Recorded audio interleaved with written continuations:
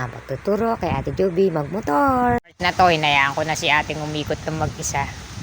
Nagkatiwala ko na sa kanya si Manok. Pero mas okay naman siya ngayon kumpara kahapon. Pero mas bet ko yung kahapon niya kasi kahapon hindi siya masyadong kabado. Ngayon mas malala yung kaba niya.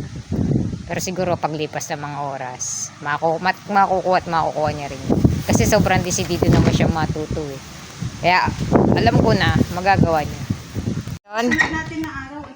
Tinanggal ko na yung top box. Baka kasi nabibigatan si Mami. Ay, nasa top box. Parang yung sunod natin na araw, ano na lang. Sunod. Oo. Kaya mo yan. Baka 1 week pa. Okay lang sa akin yun. Pabor sa akin yun. Kikita ako nang wala akong ginagawa. Sumasok mo, be. Turn right. Oh, yan. hindi pala. Pakiramdaman mo yung kanina tsaka ngayon. Mas magaan na ngayon yan, ah. Tinanggal ko na yung top box para, magaanan si ma'am. Baka sa part na ito, makuha na niya talaga. Ingat, ma'am. Yan, hinahayaan ko na siyang umikot mag-isa.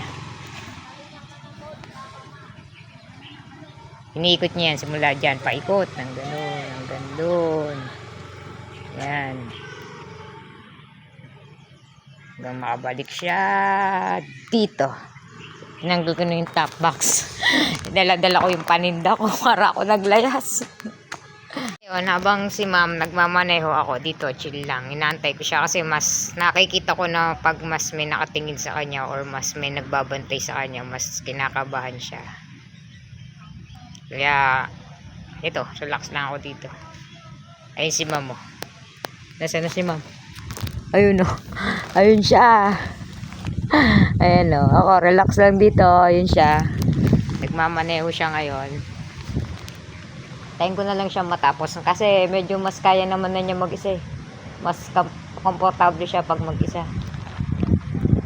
So, ayun. Dahil nakita ko naman at napansin ko naman na mas okay si ma'am na walang sumusunod sa kanya o walang nagbabantay. Hinayaan ko siya.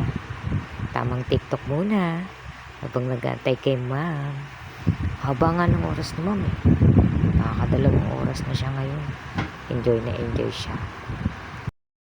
Real talk. Iwas luho para iwas utang. Ganun lang kasimple. Huwag ipilit yung mga bagay na hindi pa kaya para lang masabing mapera ka.